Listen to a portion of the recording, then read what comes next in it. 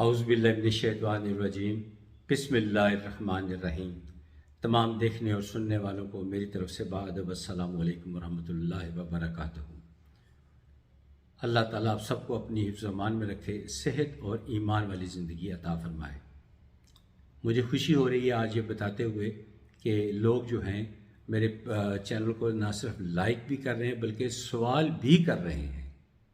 شاید یہ میرا ٹارگٹ تھا کہ لوگ مجھ سے سوال کریں اور میں ان کے سوالوں کے جواب دوں، اور تاکہ ان کا بھی بھلا ہو اور پھر وہ دوسروں کو بھی بتائیں۔ جیسے کہ ایک میں نام لیے بغیر ایک صاحب کا ذکر کرتا ہوں، انہوں نے بتایا کہ میرے 3 بچے ہیں، الحمدللہ تینوں ہی بہت اچھے تھے، ایک بچہ جو ہے وہ کسی بری سوسائٹی میں پڑ گیا ہے، کیا اس بارے میں آپ کے پاس کوئی عمل، کوئی تسبیح، کوئی وظیفہ ہے تو بتائیے۔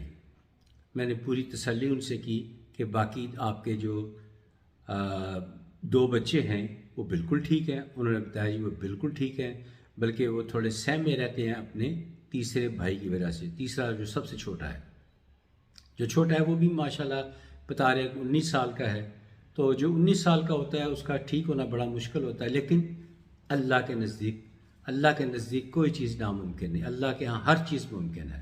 تو سنیے، یہ تو جواب میں ان کو دے رہا ہوں، لیکن سب اس سے فائدہ اٹھا سکتے ہیں۔ سب سے بہترین طریقہ تو یہ ہوتا ہے جو کسی بری لت میں پڑ جائے یا بری عادات جس کی شروع ہو جائیں، اس کو چاہیے کہ وہ خود ایک تسبیح کیا کرے، یا برو یا عزیز، یا برو یا عزیز، یا برو یا عزیز، اول آخر درود پاک کے ساتھ، یعنی کم از کم 1 مرتبہ درود پاک، پھر 100 مرتبہ یا برو یا عزیز، یا برو یا عزیز، پھر درود پاک پڑھیں اور آمین کہہ دیں۔ یہ تو بہترین آپشن ہے کہ وہ متاثرہ جو بھی بری عادات میں پڑ چکا ہے وہ خود کرے، لیکن وہ خود نہیں کرنا چاہتا، یا ظاہر وہ نہیں کرنا چاہتا ہوگا یا وہ نہیں کرے گا، تو گھر والوں پہ لازم ہے کہ جو چیز وہ کھاتا ہے، چاہے واٹر ڈسپینسر ہے اس کے اندر پانی ہے تو پانی میں وہ اس دم کر دیں، کھانا جو جس میں سب نے کھانا ہے اسی میں وہ ڈال دیں، دم کر دیں۔